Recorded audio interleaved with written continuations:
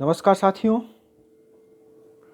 आज हम second year sociology के सेकंड पेपर भारतीय सामाजिक समस्याएं का अध्ययन करेंगे। विभिन्न प्रकार की समस्याएं भारतीय समाज में पाई जाती है और इन समस्याओं के निदान के लिए भी काफ़ी सारे उपाय किए गए हैं। भारत विश्व का 7वां सबसे बड़ा देश है और भारतीय अर्थव्यवस्था फिर भी अल्प विकसित है। स्वतंत्रता के बाद विभिन्न क्षेत्रों में प्रगति के बावजूद भी यहाँ प्राकृतिक और मानवीय साधनों का पूरा उपयोग नहीं हुआ है और देश आर्थिक दृष्टि से अभी भी पिछड़ा हुआ है। अभी भी वो विकासशील देशों की श्रेणी में आता है। भारत सहित सभी दूसरे जो भी विकासशील देश है वो विश्व के सामने एक बहुत बड़ी चुनौती है। यहाँ भारत में उपभोग की वस्तुओं का आयात होता है और प्राथमिक वस्तुओं का निर्यात होता है। यहाँ अल्प रोजगार और छिपी बेरोजगारी है, जनसंख्या की अधिकता है, आर्थिक और सामाजिक ढांचा पिछड़ा हुआ है। साथ ही भारत की विकास की गति बहुत धीमी है। भारत के विकास के मार्ग में कई सारी बाधाएं हैं। उनमें गरीबी है, बेकारी है, अशिक्षा है, जनाधिक्य है और निर्धनता है। इसमें से आज हम एक समस्या निर्धनता का अध्ययन करेंगे। इसके अंतर्गत आज हम देखेंगे निर्धनता की अवधारणा क्या है, निर्धनता की माप, भारत में निर्धनता, पूर्ण और सापेक्ष निर्धनता क्या होती है, निर्धनता या गरीबी के क्या कारण हैं, गरीबी या निर्धनता के क्या दुष्प्रभाव है, भारत में निर्धनता को समाप्त करने हेतु कौन कौन से प्रयास किए गए हैं, सरकारी और गैर सरकारी, दोनों इसके अंतर्गत हम देखेंगे। सबसे पहले हम देखते हैं निर्धनता की अवधारणा, निर्धनता की परिभाषा कि निर्धनता क्या है। निर्धनता या गरीबी एक आर्थिक तथ्य ही नहीं वरन एक सामाजिक तथ्य भी है। निर्धनता तुलनात्मक दृष्टि से होती है। निर्धनता एक सापेक्ष शब्द है और निर्धनता का संबंध जीवन स्तर से है। कहने का तात्पर्य यह है कि निर्धनता एक आर्थिक तथ्य के साथ साथ एक सामाजिक तथ्य भी है। निर्धनता का मापन तुलनात्मक दृष्टि से किया जाता है, यानी कि किन्हीं दो चीज़ों की तुलना की जाती है, दो पक्षों की तुलना की जाती है, दो स्तरों की तुलना की जाती है और दोनों में कंपेयर करके निर्धनता का आकलन किया जाता है। निर्धनता साथ ही एक सापेक्ष शब्द भी है और निर्धनता का संबंध जो है वो सीधा सीधा जीवन स्तर से है। अलग अलग लोगों ने अलग अलग इसके बारे में अपने मत प्रकट किए हैं। कई लोग निर्धनता गरीबी की वह कहते हैं कि गरीबी की वह दशा है जिसमें एक व्यक्ति या तो कम आय के कारण अथवा मूर्खतापूर्ण व्यय के कारण, यानी कि या तो उसकी आय कम होती है या खर्च करने के गलत तरीके के कारण अपने जीवन स्तर को वो इतना ऊंचा नहीं रख पाता कि उसकी शारीरिक और मानसिक क्षमता बनी रहे, उसका शारीरिक और मानसिक स्तर बना रहे और उसको उस पर आश्रित अपने समाज के स्तरों के अनुसार उपयोगी ढंग से कार्य करने के योग्य रखा जा सके। डॉक्टर योगेश अटल एक बहुत बड़े विद्वान हुए हैं। उन्होंने गरीबी को तुलनात्मक दृष्टि से राष्ट्रीय आय से वंचित रहने के रूप में परिभाषित किया है। तुलनात्मक दृष्टि से परिभाषित किया है और राष्ट्रीय आय को भी इसमें जोड़ा है। उन्होंने कहा है कि गरीबी की अवधारणा का संबंध सापेक्ष रूप से वंचित रहने के तथ्य से है, यानी कि कोई व्यक्ति, दो व्यक्तियों की तुलना की जाती है जिसमें एक व्यक्ति किसी चीज़ से वंचित रहता है, इसी को गरीबी का आधार मानते हुए उन्होंने इसकी तुलना की है। जब हम राष्ट्रीय आय की चर्चा करते हैं तब इसका अर्थ यह नहीं होता है कि वह आय देश के सभी लोगों में समान रूप से वितरित होती है, यानी कि जब राष्ट्रीय आय की हम बात करते हैं तब वो राष्ट्रीय आय सभी लोगों में समान रूप से वितरित नहीं होती है। राष्ट्रीय आय में से जिन लोगों को कम हिस्सा मिलता है वो गरीब है और जिन्हें अधिक हिस्सा मिलता है वो धनवान है। इस दृष्टि से गरीबी एक तुलनात्मक तथ्य है। गरीबी आर्थिक और सामाजिक दृष्टि से भी सापेक्ष शब्द है, यानी कि जब कोई व्यक्ति यह कहता है कि वह गरीब है तो इसका अर्थ यह है कि वह उन सभी वस्तुओं को नहीं खरीद सकता है जिनकी वह इच्छा रखता है, जिनकी उसको आवश्यकता है, जिनको वो पसंद करता है।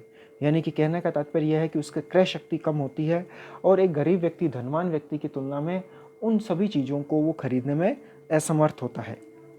वस्तुओं को चुनने और पसंद करने की सीमा के रूप में भी गरीबी को परिभाषित किया जा सकता है। आय की दृष्टि से गरीब लोगों की आय इतनी ही होती है कि वे अपनी आवश्यकताओं को ही जुटा पाते हैं, सुविधाओं और ऐश्वर्यों की वस्तुओं को नहीं, यानी कि जो मूलभूत आवश्यकताएं हैं उन्हीं आवश्यकताओं की वो पूर्ति कर पाते हैं। जो ऐश्वर्य की चीज़ें हैं, जो भोग विलास की चीज़ें हैं, जो सुविधाओं की चीज़ें हैं, उनको वो प्राप्त नहीं कर पाते हैं। कई विद्वानों ने गरीबी को एक सापेक्ष शब्द के रूप में परिभाषित किया है। इसका अर्थ यह है कि एक देश जिसे हम गरीब कहेंगे उसे दूसरे देश धनवान कह सकते हैं। इसका कारण यह है कि गरीबी का निर्धारण उस देश की प्रथाओं और जीवन स्तर के आधार पर होता है। भारत में गरीबी रेखा वह नहीं है जो अमेरिका और इंग्लैंड में है, यानी कि अमेरिका और इंग्लैंड में गरीब है, अगर हो सकता है भारत में वो भारत के स्तर के अनुसार वो अमीर हो। प्रत्येक देश में साधनों के अनुसार जीवन स्तर का एक आदर्श स्थापित कर लिया जाता है और सभी व्यक्ति उसी आदर्श को पाने का प्रयास करते हैं। जीवन स्तर के आदर्श से नीचे जीवन व्यतीत करने वाले को गरीब और उससे ऊंचा जीवन व्यतीत करने वालों को धनवान कहा जाता है। यानी कहने का तात्पर्य यह है कि अमेरिका और इंग्लैंड में यह स्तर अलग होता है। जो व्यक्ति हो सके अमेरिका और इंग्लैंड में गरीब कहलाता हो, वो भारत में अच्छी स्थिति में हो। कभी कभी हमारे पास उचित स्तर को पाने के पर्याप्त साधन न होते हैं, किंतु उनका अपव्यय किया जाता है, तब भी गरीबी बनी रहती है। यानी कि हमारे पास साधन होते हैं लेकिन उनका हम अपव्यय करते हैं, सही उपयोग नहीं करते हैं, इसीलिए भी गरीबी बनी रहती है। जैसे कि किसी व्यक्ति के पास पैसा होता है, आय का सोर्स होता है, लेकिन अपनी वो पैसे को आय को शराब और जुआ खेलने में खर्च कर देता है, अपने भोजन वस्त्र और मकान की आवश्यकताओं को पूरा नहीं करता है, तब भी वह गरीबी की अवस्था कहलाती है। गरीबी दो देशों की तुलना में नहीं वरन एक ही देश में भी विभिन्न वर्गों, समूहों, जातियों, क्षेत्रों, प्रांतों, व्यवसायों, संस्कृतियों आदि की दृष्टि से भी सापेक्ष शब्द है। यानी कि विभिन्न वर्गों में, विभिन्न समूहों में, विभिन्न जातियों में, विभिन्न व्यवसायों में, विभिन्न संस्कृतियों में भी गरीबी का जो है आकलन वो अलग अलग होता है। कहने का तात्पर्य यह है कि जीवन स्तर का जो आधार निम्न दूसरी जातियों का होता है वही व्यापारियों का नहीं होगा, जो आधार श्रमिकों का है वह पूंजीपतियों का नहीं होगा, जो आदिम जातियों का है वह शहरी लोगों का नहीं होगा, जो पंजाब का है वह राजस्थान का नहीं होगा, जो केरल और दिल्ली का है वह तमिलनाडु का नहीं होगा। गरीबी का संबंध एक समूह में जीवन जीने के पैमाने से है। एक संस्कृति में गरीबी के माप का जो आधार है उसे हम दूसरी संस्कृति पर लागू नहीं कर सकते। हो सके एक संस्कृति में जो गरीबी होती है उसी को दूसरी संस्कृति में गरीबी नहीं कहा जाता हो। गरीबी का संबंध एक ही सांस्कृतिक समूह में तुलनात्मक है और उसी आधार पर व्यक्ति की स्थिति तय की जाती है कि वह गरीब है या अमीर है। अब हम आगे देखते हैं कि गरीबी का संबंध जीवन स्तर से भी है। ये जीवन स्तर भी प्रत्येक समाज में अलग अलग होता है। जीवन स्तर को निर्धारित करने वाले तीन प्रमुख कारक होते हैं: प्रथाएं, दूसरा निर्णय और तीसरा बुद्धिमत्ता तथा आय। इसमें भी आय सर्वाधिक महत्वपूर्ण है, क्योंकि निम्न श्रेणी के परिवारों में तो आय इतनी कम होती है कि उनके सामने किसी वस्तु की पसंदगी या निर्णय का प्रश्न ही नहीं उठता, उनके सामने चॉइस नहीं होती है, वे बचत ही नहीं कर पाते हैं। इस अर्थ में हम गरीबी को एक ऐसी दशा के रूप में परिभाषित कर सकते हैं जिसमें वित्तीय बचत नहीं होती, सेविंग नहीं होती। व्यक्ति की पसंद और नापसंद को तय करने में उसकी बुद्धि और निर्णय लेने की क्षमता का भी महत्वपूर्ण हाथ होता है। कौन सी वस्तुएं खरीदी जाए, किसे प्राथमिकता दी जाए, ये सब निर्णय बुद्धिमत्तापूर्ण ढंग से लिए जाते हैं। अच्छी प्रैक्टिस चलने वाले डॉक्टर के लिए कार जरूरी हो सकती है, साधारण डॉक्टर के लिए स्कूटर ही पर्याप्त होता है। कुछ लोग उधार वस्तुएं लाकर घर बसाना चाहेंगे तो कुछ नहीं। इस प्रकार उपलब्ध साधनों का उचित उपभोग ही सही निर्णय है। आय ही जीवन स्तर को तय करने में मुख्य कारक है। यानी कि व्यक्ति की इनकम सोर्स क्या है, उसकी इनकम कितनी है, आय क्या है, यही उसके जीवन स्तर को तय करता है।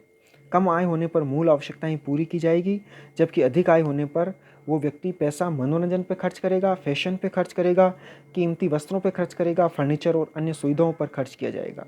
आय का संबंध परिवार में संबंधों की संख्या और कमाने वालों की संख्या से भी है। उपयुक्त विवरण से स्पष्ट है कि गरीबी एक सापेक्ष शब्द है, कंपैरेटिव शब्द है, जिसका संबंध किसी समाज, किसी संस्कृति, देश, समूह तथा व्यवसाय में प्रचलित जीवन स्तर के आदर्श से है। किसी भी समाज में जीवन स्तर का यह आदर्श क्या होगा, यह उस समय की प्रथाओं, व्यक्तियों की बुद्धि और निर्णय लेने की क्षमता तथा आय पर निर्भर करता है। गरीबी के निर्धारण में धन का महत्व है और वे लोग जिनके पास धन का अभाव होता है गरीब माने जाते हैं, किंतु कई व्यक्ति ऐसे भी होते हैं जिनके पास धन की कमी होती है, फिर भी उनका जीवन स्तर ऊंचा होता है। दूसरी ओर कई व्यक्तियों के पास धन की प्रचुरता होने पर भी वे निम्न जीवन स्तर व्यतीत करते हैं और तब हम उन्हें गरीब कह सकते हैं। अतः स्पष्ट है कि गरीबी एक आर्थिक ही नहीं वरन एक सामाजिक तथ्य भी है।